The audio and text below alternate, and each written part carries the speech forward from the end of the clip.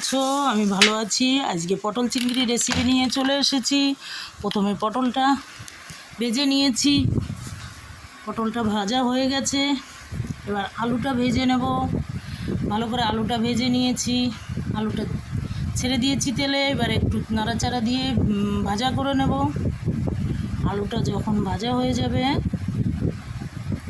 আলুটা ভাজছি, আলুটা ভেজে এরপরে চিংড়ি মাছটা তেলে ছেড়ে দিলাম। চিংড়ি মাছটা হালকা করে একটু ভেজে নেব, একটু হালকা লবণ হলুদ দেব, দিয়ে ভেজে নিয়েছি। চিংড়ি মাছটা ভাজা হয়ে গেলে এবার তেল দিয়েছি, তেলের উপরে একটা দুটো টমেটো দিয়েছি, কটা তেজপাতা ছিঁড়ে দিয়েছি, তারপরে আদা পেঁয়াজ রসুন দিয়ে দিয়েছি থেতো করে। এবার আদা পেঁয়াজ রসুনের পেস্ট রেখেছি, লঙ্কার পেস্ট রেখেছি, ওটা দিয়ে দিচ্ছি। হলুদের গুঁড়ো, লঙ্কার লবণ সব দিয়ে দিয়েছি। তারপরে মশলাটার উপরে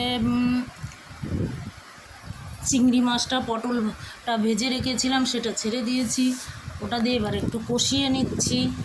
এটা কষানো হয়ে গেলে হালকা একটু জল দিয়ে দিয়েছি, এটা কষিয়ে নিয়েছি। এটা কষানো হলে আলুটা ছেড়ে দিয়েছি, ভাজা আলুটা তুলে রেখেছিলাম, ভাজা আলুটা ছেড়ে দিয়েছি ওর উপরে। এবার ভাজা আলুটা সব কিছু মিক্সড করে ভেজে নিয়েছি। ভাজাটা হয়ে গেলে হালকা করে জল দিয়েছি, কারণ সব কিছু আগে ভেজে তুলে নিয়েছি তো, এই জন্য হালকা জল দিয়ে দিয়েছি। বেশি জল লাগবে না, বেশি জল দিলে ফুটলে গলে যাবে। এবার পটলটা সব কিছু দিয়ে একসঙ্গে জল দিয়ে দিয়েছি, নাড়াচাড়া করে একটু লবণটা দেখে নিচ্ছি যে লবণটা ঠিক আছে কি না। তার উপরে দিয়ে দিলাম একটু গরম মশলার গুঁড়ো, একটু ঘি দিয়ে দিয়েছি। সব কিছু রেডি, আমার পটল চিংড়ি রেডি হয়ে গেছে। আপনারা দেখে নিন, যার যার ভালো লাগবে একটু কমেন্ট শেয়ার